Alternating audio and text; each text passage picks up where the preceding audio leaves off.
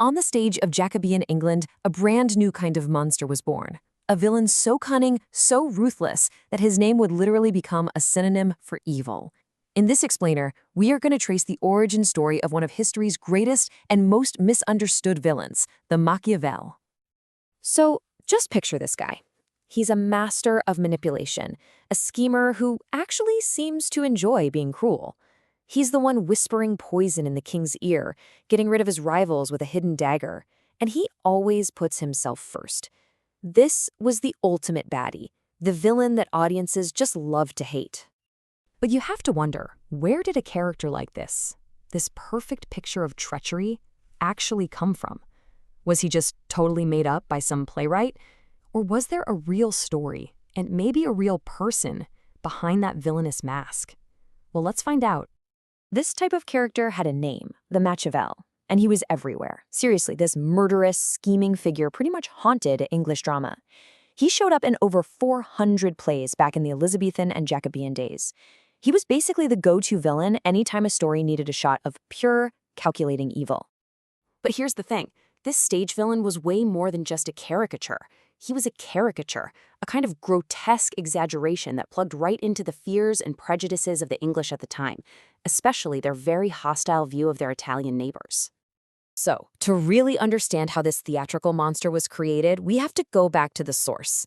We need to meet the man whose name was so twisted that it became synonymous with villainy, Niccolò Machiavelli.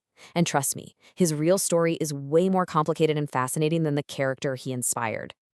See, Machiavelli wasn't some cloak and dagger villain. He was a public servant, a diplomat for Florence, during a time of absolute chaos in Italy.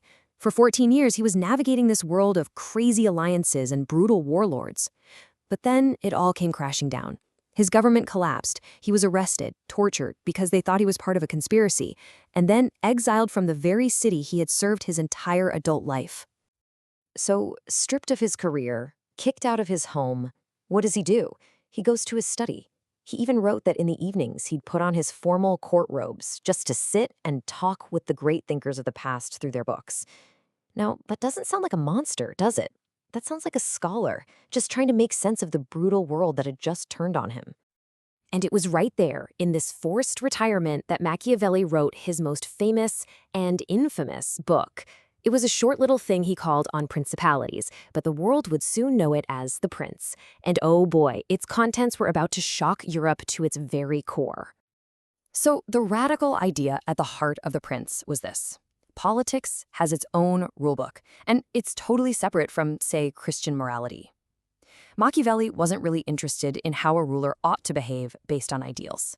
He was focused on what a ruler must do to survive and to keep their state secure. And sometimes, he argued, that means you've got to be cruel, deceitful, and yeah, even ruthless. This quote right here gets to the heart of why it was so scandalous.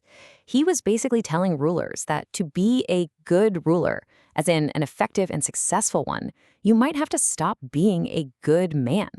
Now, in a world that saw everything through the lens of religion, this idea was dangerous. It was revolutionary. And Machiavelli wasn't just talking theory here. He had a real-world, living and breathing example of his ideas in action. Cesare Borgia. Borgia was this incredibly ambitious, brilliant, and totally ruthless son of Pope Alexander VI. Machiavelli had actually watched him up close on diplomatic trips and thought, yep, that guy. He's the perfect model for what a new prince should be. And here's a chilling story that shows exactly what Machiavelli admired. So Borgia needed to get a chaotic territory under control. What does he do? It's a masterclass in calculated cruelty.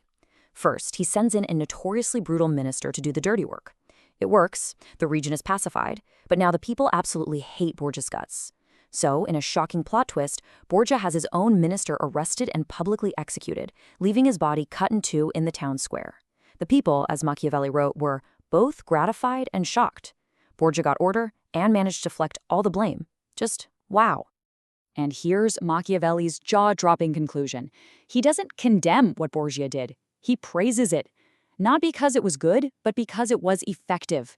Borgia knew that you either had to win people over or completely crush them, and he did whatever was necessary to hold on to power.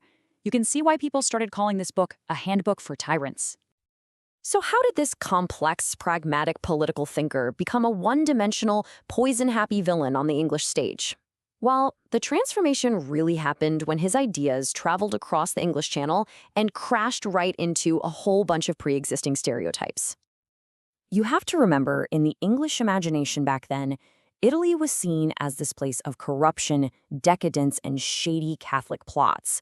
It was a land of scheming poisoners and immoral schemers. So when the ideas from the prince got to England, they weren't seen as some detached political theory. They were seen as proof of everything the English already believed and feared about Italians. And right here you can see just how warped it got. Machiavelli's prince used cruelty like a surgeon's scalpel for the good of the state. The stage Machiavelli, on the other hand, was just a monster who loved being evil for his own personal gain. The pragmatic, complex political operator got flattened into this diabolical cartoon villain. And this stereotype became unbelievably popular. Over 400 mentions in the plays of the time. The name Machiavelli was thrown around so often in connection with stage villains that the two just became fused together in people's minds for hundreds of years. The real man was completely erased by the myth. So why does this word, Machiavellian, still pack such a negative punch today? Well, the answer is pretty simple. The stage caricature was way more powerful and memorable than the actual political theorist. Our modern idea of what Machiavellian means comes directly from the stage. When we call a politician or a CEO Machiavellian, we're usually picturing that devious, self-serving rogue from those old plays, not the exiled diplomat who is trying to write a practical guide for rulers. But the book itself is still so incredibly complex, and people have interpreted it in wildly different ways. You've got the philosopher Bertrand Russell calling it a handbook for gangsters. The dictator Benito Mussolini saw it as a guide for leaders. Others see it as a work of art, or even, believe it or not, as a text that looks forward to communist theory. The one thing it never is boring. And that kind of leaves us with a final thought to chew on. When we use the word Machiavellian today, who are we really talking about? Are you picturing the pragmatic leader making incredibly tough, morally gray choices for the greater good, like Machiavelli described? Or are we picturing that cackling, power-hungry monster that was created for the stage? The gap between the man and the myth is still as fascinating as ever.